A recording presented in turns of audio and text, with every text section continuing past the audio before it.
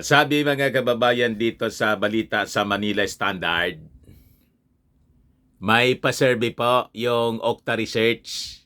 Sabi rito, most Pinoys don't trust China. Back PBBM stance on WPS.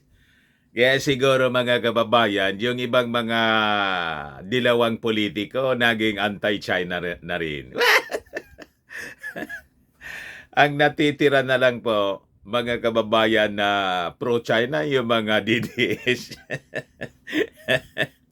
Pero pansin ko si Inday tahimik. Bakit kaya? But before ko ibigay sa inyo mga kababayan yung istorya, click subscribe muna dito sa ating YouTube channel and hit the notification bell para lagi kayong updated po sa mga kaganapan dito sa ating bansa. Like and share na rin po ninyo itong ating video at wag na rin po ninyo na skip yung ating mga commercial ads para tuloy-tuloy ang pag-unlad ng bagong Pilipinas. So super majority mga kababayan na ngayon ang walang tiwala sa China. So dapat itong super majority, yung mga politiko po na pro-China, dapat wag ninyong iso-support po sa midterm elections, lalo na sa presidential elections. Pero yung mga dilawan po, reject pa rin siyempre. Kasi po, naglalaro lang po itong mga dilawan. Sa totoo lang, yung mga sponsor po ng mga dilawan, yung mismong origin nila, pro-China. Kaya lang, siyempre, yung popular sentiment ngayon, anti-China sentiment po. Kaya itong mga dilawang politiko, sumasakay lang po, parang kumakampi sila sa ating Pangulong Bongbong Marcos ngayon kasi alam niyo napaka-popular ng ating Pangulong Bongbong.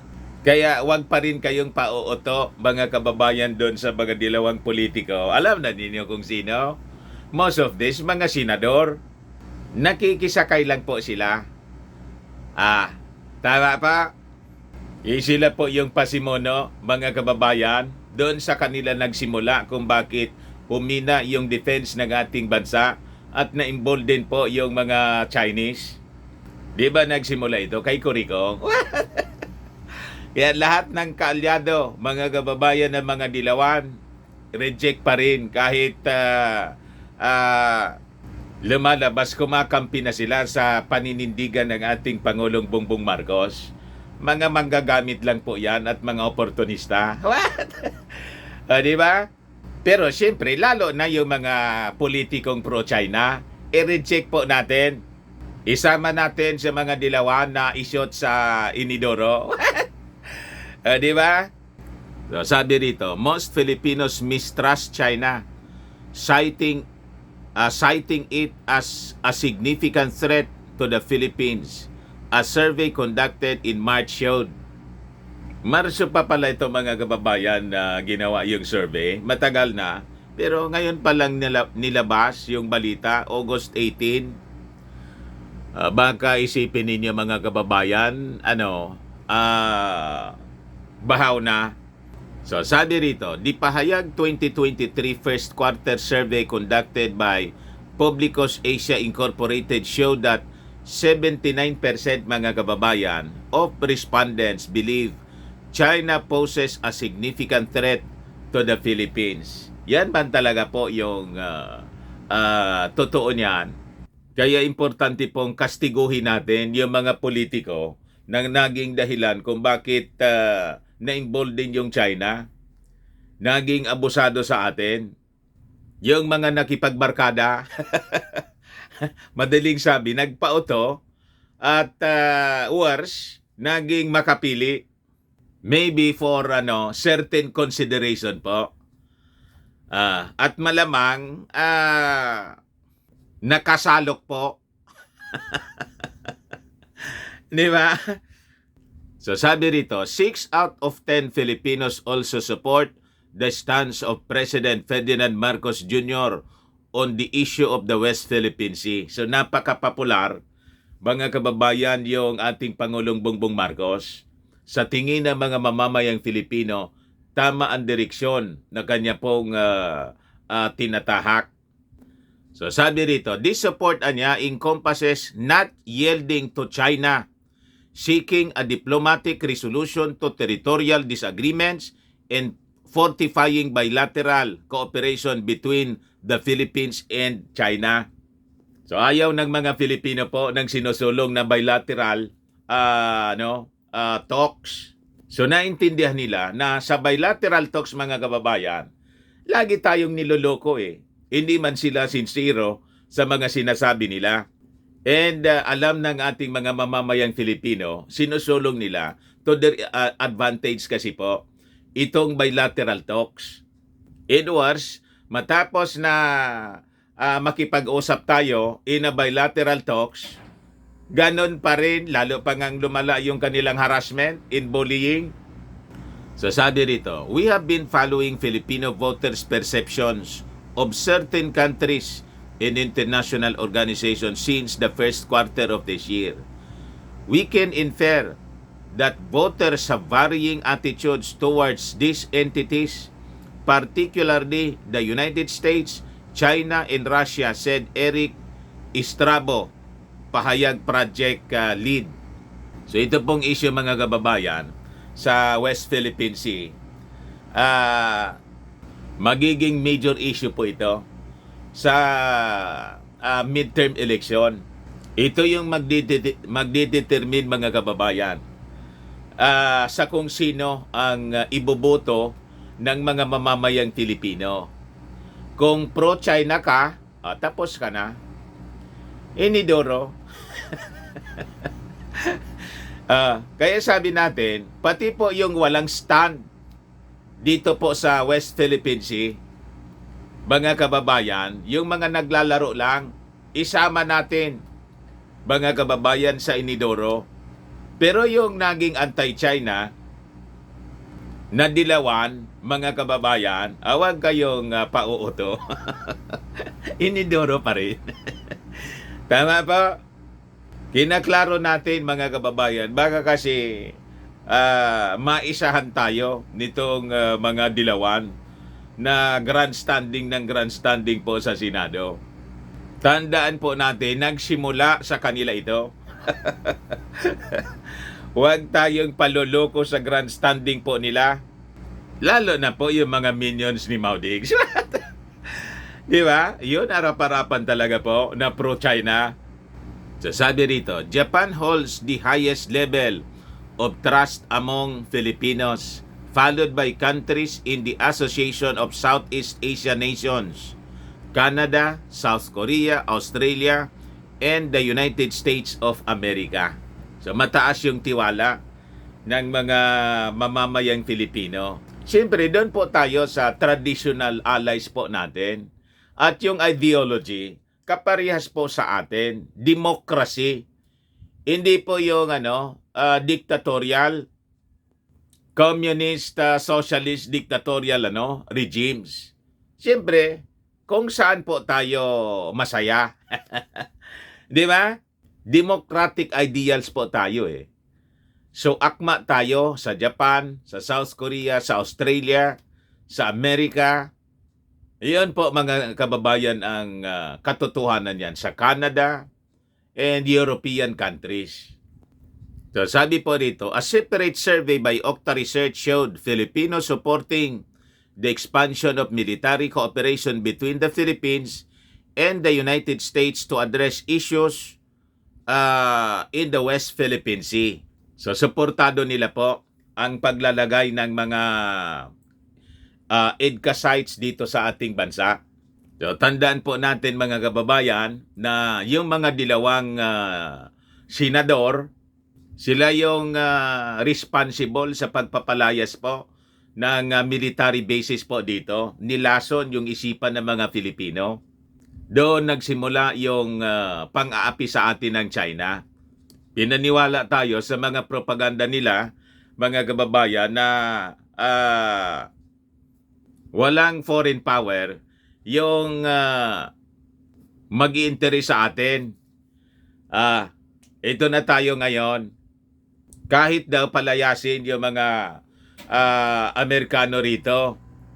Ito daw na, di ba, naalala ninyo? Iyan ang mga military bases magiging magnet ng giyera. Lahat kalokohan po yung ginawa ng mga anti-US military bases.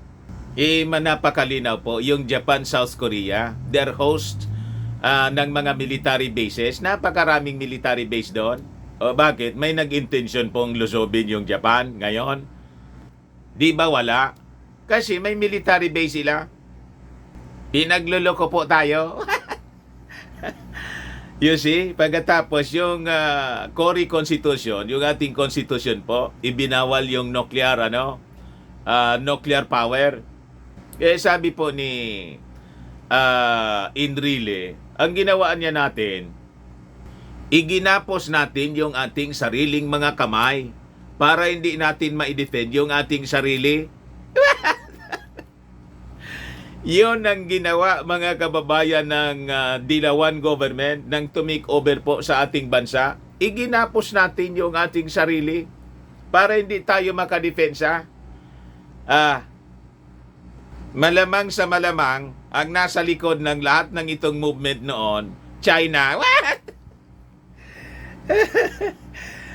Kasi kauri po yung ideology. Kauri.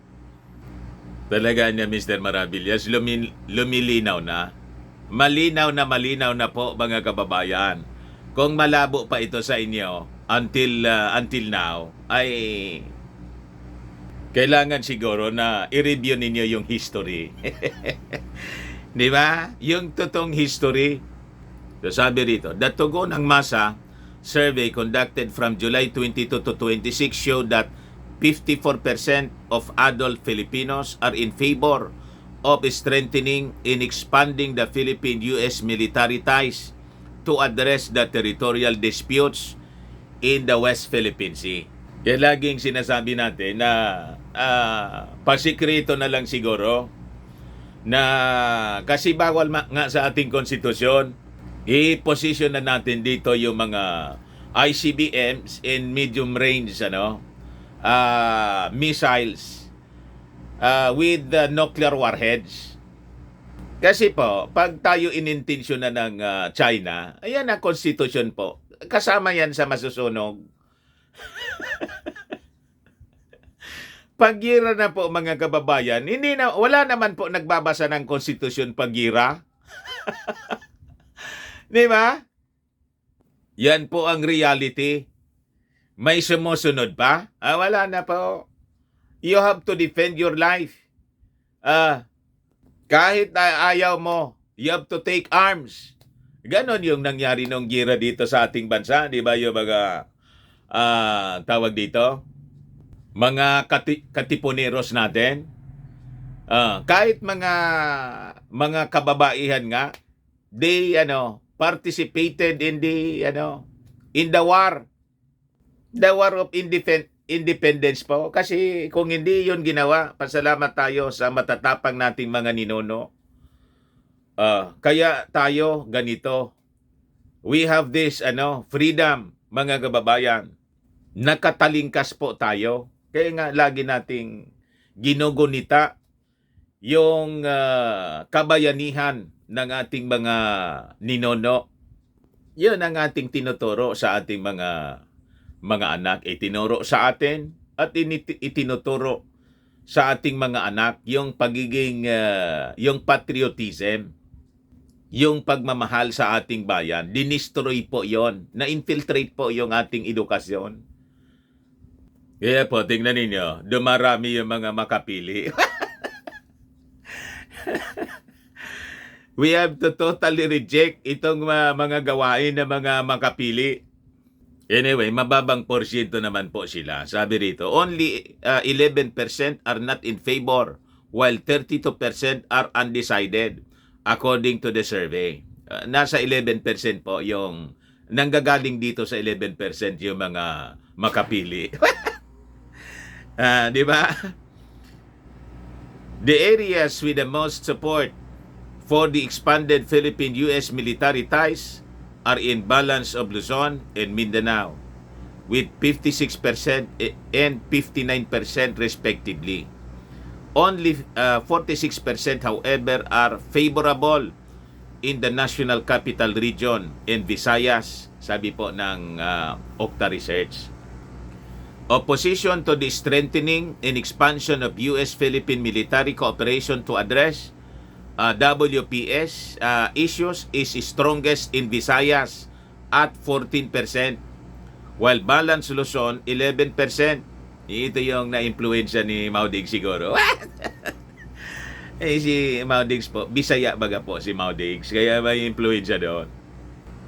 8% NCR, 8% in Mindanao, 11% had similar levels of opposition at about 1 in 10 adult Filipinos residing in those areas. Ito yung mga nalason po ng mga propaganda sa mainstream. Nakikinig siguro ito doon sa mga programang naririnig sa sa airing sa SMNI, lalo na doon sa gikan sa China. Ay gikan pala sa masa. Para sa masa. So sabi rito, across socio-economic classes, Class A has the highest percentage of favoring the expanded U.S.-Philippine cooperation with 67%. The opposition is strongest in Class ABC with 15%, followed by Class D with 12%. For those undecided, sabi po, or ambivalent, Okta said the NCR has the highest percentage with 44%, followed by Visayas with 33%. Yung marami mataas doon mga kababayan sa NCR, busy siguro. Hindi magkapag-desisyon, busy sa sa kung ano-anong bagay. Meanwhile, mga kababayan, si Defense Secretary Gilbert Gibo Teodoro on Wednesday said the country should develop its military bases to fully secure its territory and safeguard its future. So tama po ito na posisyon mga kababayan ng ating defense chief. Kaya nga po, Secretary, bilis-bilisan na po ninyo yung pag-develop, yung paghakot ng mga logistics para masiguro natin yung ating defense before nating palayasin yung ambassador. Dineclare na yung ambassador ng China po sa Kalayaan, municipality ng Kalayaan sa Palawan as persona non grata. Sabi natin, kailangan siguro isara na yan na embassy ng China rito. Basta't mai-ready na natin yung lahat, palayasin na natin sila. Huwag na tayo makipag-usap. Gawin nila yung gusto nilang gawin dito, na sige man lang ang panloko nila. Gagawin din natin yung para sa atin. Pag lumusob sila, di yun na yung hudyat. Di ba? Sa susunod, pag sinabuyan pa tayo ng tubig dyan, sabuyan din natin ng asido. Di ba? Pasiguro na kayo, bumbay natin ng asido.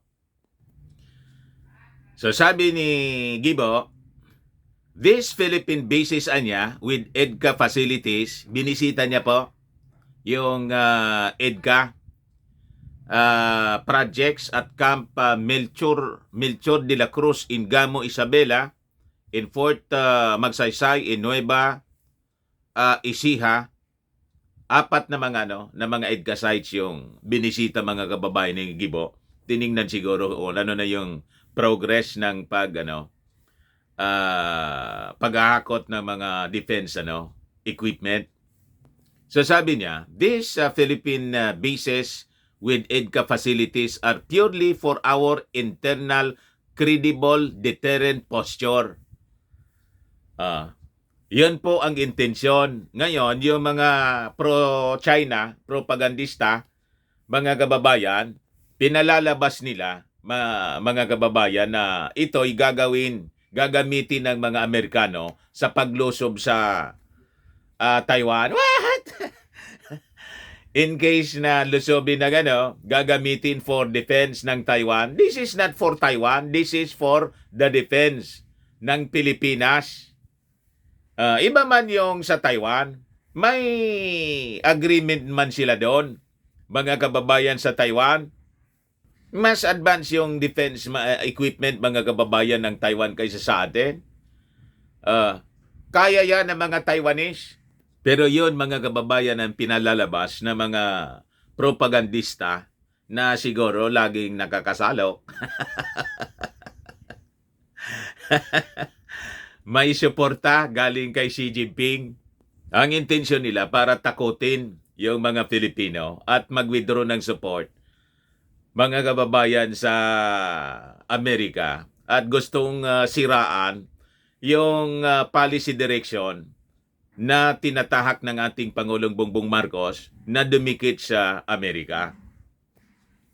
Defense Department spokesperson Arsenio Andolong meanwhile said Teodoro's visit provided an opportunity to assess the status of the ongoing developments in this facility. So, chinecheck niya kung nakaposisyon na lahat, kung ano yung progress. Kasi lumalala yung yung ginagawa ng mga Chinese dito. So sabi niya, these visits are part of the DND's chief's commitment to strengthen the country's defense capabilities and foster closer ties with military personnel and local communities, sabi po ni Andolong. Secretary Teodoro's visits began in Cagayan earlier this month. He is poised to continue his visits to another military bases or to other military bases and the other existing EDCA sites in additional agreed locations. So may mga bago pang bubuksan. Maganda. So, tama po yan. Sabi ko nga, tadtari na po ninyo. Buong Pilipinas, huwag makikinig dito sa mga oposisyon. Itong mga oposisyon natin, daldal lang sila ng daldal. Pagdating ng oras, tatakas yan dito, pupunta yan sa Amerika. Tulad na noon, mga kababayan, yun ang gawain nito mga dilawan. Ang takbo po sa Amerika, pero anti-Amerika sila.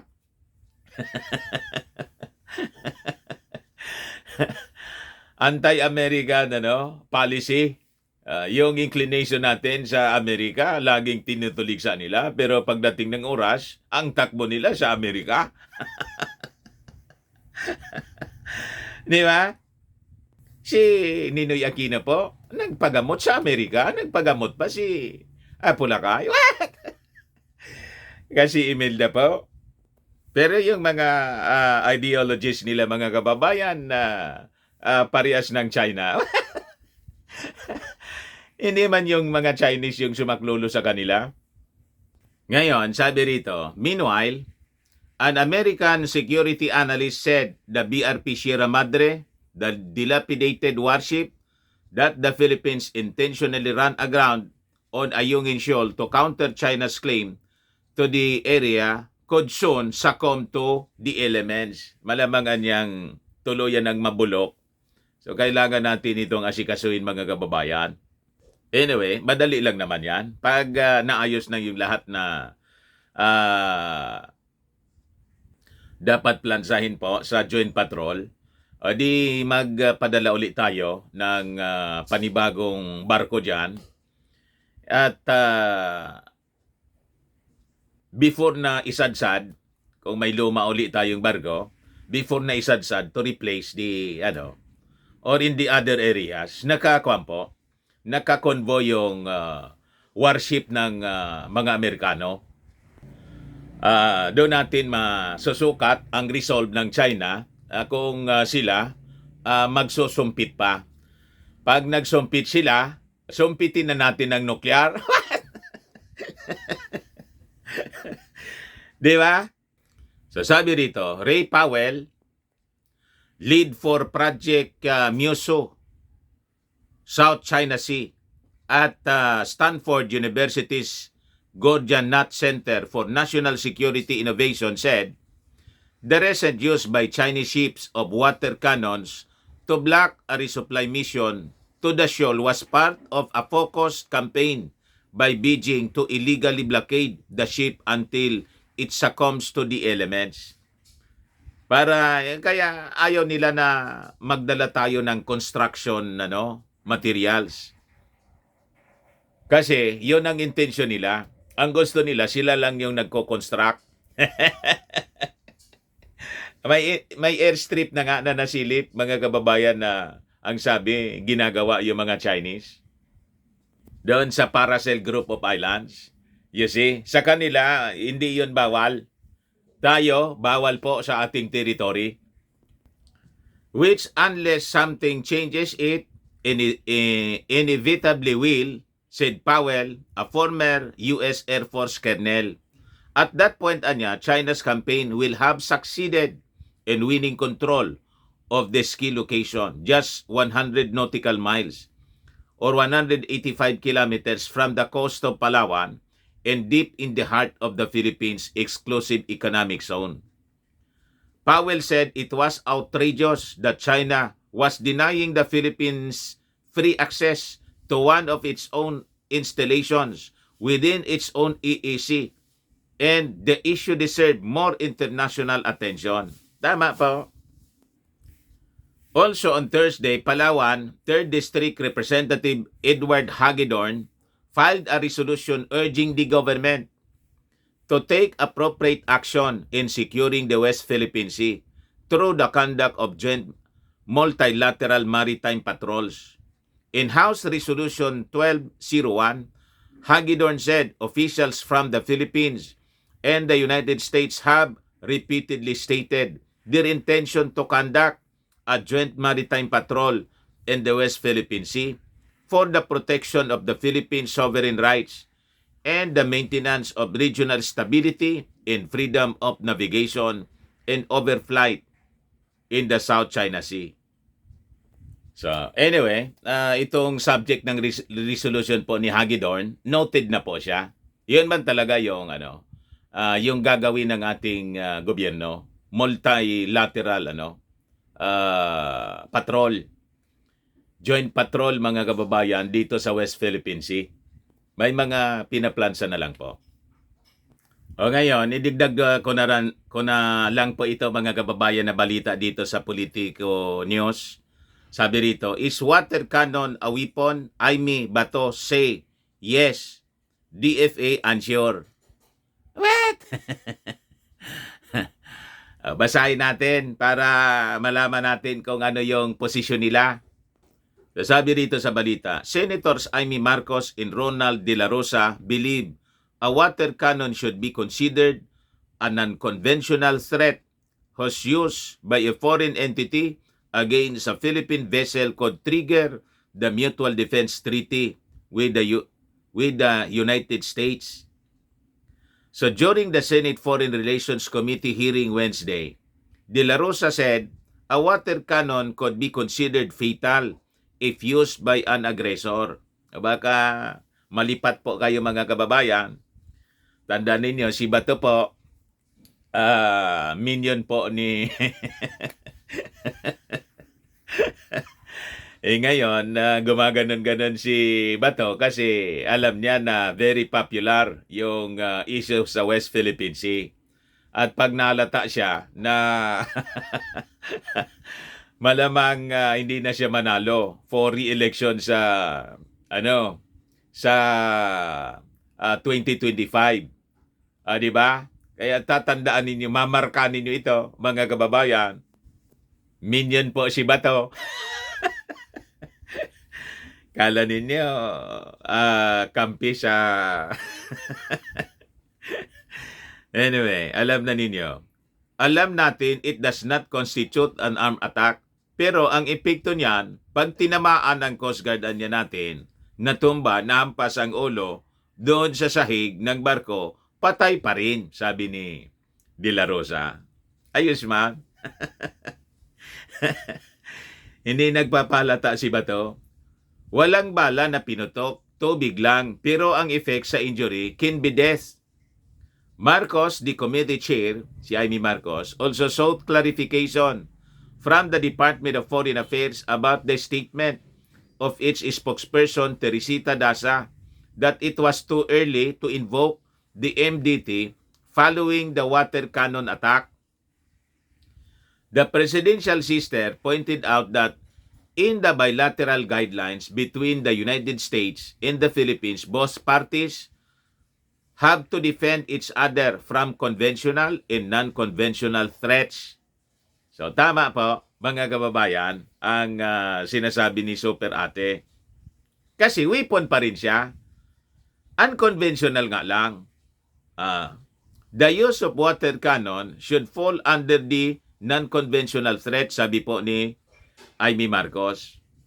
But the DFA Office of American Affairs Assistant Secretary Jose Victor Gonzaga said their lawyers would have to look into whether the use of water cannon or a military-grade laser will fall under non-conventional warfare as mentioned in the bilateral guidelines.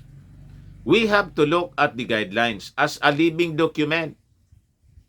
Discussions are ongoing with our U.S. counterparts and we're hoping to get better clarification, sabi po ni Gonzaga sa hearing.